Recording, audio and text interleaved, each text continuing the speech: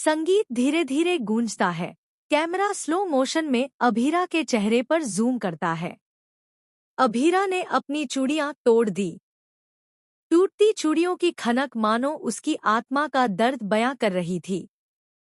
उसके हाथ खून से भर गए थे, लेकिन उसे दर्द की परवाह नहीं थी। असली दर्द तो उसके दिल में था। अंशुमन के जाने के बाद वह अकेली रह गई थी। वह जमीन पर बैठकर रोती रही। उसकी सिसकियां हवाओं में गूंज रही थी। हर आंसू उसके गुनाहों की गवाही दे रहा था। अपने किए पर उसे गहरा अफसोस हुआ। जी हाँ दोस्तों, स्टार प्लस के पॉपुलर टीवी शो ये रिश्ता क्या कहलाता है के अपकमिंग ट्रैक में अब आ रहा है वो बड़ा ही इमोशनल मोड, जिसे देखकर आपकी आंखें भी नम हो जाएंगी। हम सभी जानते हैं कि अंशुमन के साथ बड़ा हादसा हुआ। हादसा इतना भयानक था कि पूरे पोद्दार परिवार की नींव हिल गई। और उस हादसे के बाद अंशुमन अब इस दुनिया में नहीं रहा। लेकिन क्या यह सच है, या इसके पीछे कोई और रहस्य छिपा है?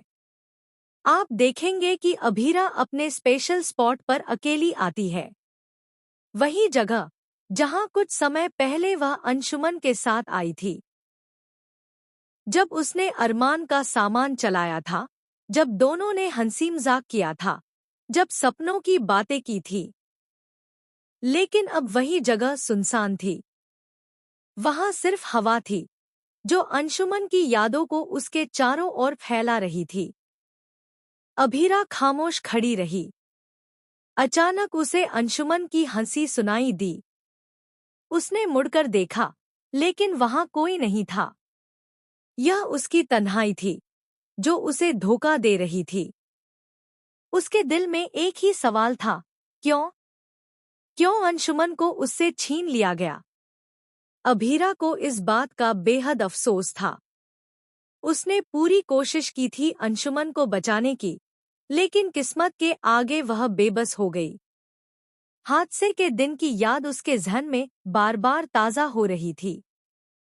उस रात जब अंशुमन खून से लथपथ जमीन पर पड़ा था, तो उसने उसका हाथ पकड़कर कहा था, अभीरा, वादा करो, तुम मायरा का ख्याल रखोगी। अभीरा चीख पड़ी थी, नहीं अंशुमन, तुम्हें कुछ नहीं होगा, मैं तुम्हें बचा लूंगी। लेकिन किस्मत ने उसकी चीख नहीं सुनी। अंशुमन ने अपनी आखिरी सांस ली और उसकी आंखों के सामने हमेशा के लिए चला गया।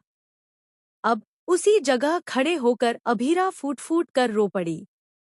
उसने अपनी सारी चूड़ियां उतार दी, अपने जेवर भी उतार दिए। हाथों में पहनी चूड़ियों को जोर जोर से तोड़ा।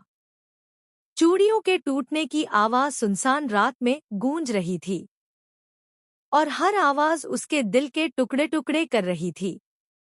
उसका हाल बेहाल हो गया।